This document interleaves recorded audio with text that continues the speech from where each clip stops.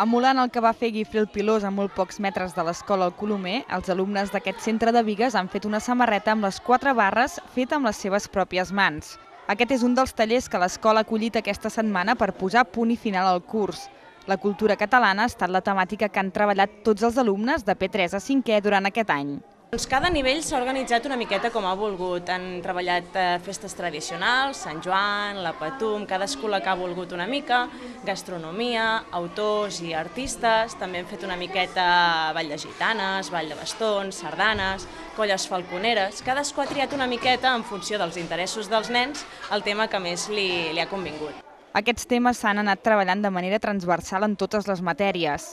Bé, hem treballat pintors, menjars catalans i moltes coses. A principi de curs vam anar a visitar el castell de Montbui.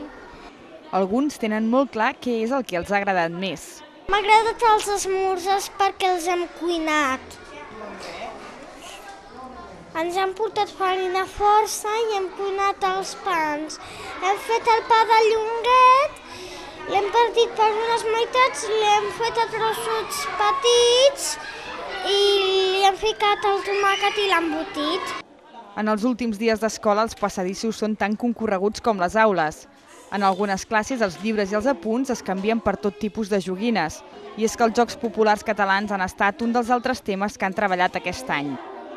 A l'hora del pati farem com jocs catalans, la cadira, el mocador, l'arrencacebes, carrera de carretons. Aquí no s'han esperat a l'hora del pati per començar a jugar als Jocs Catalans que els han explicat aquest curs. Ja!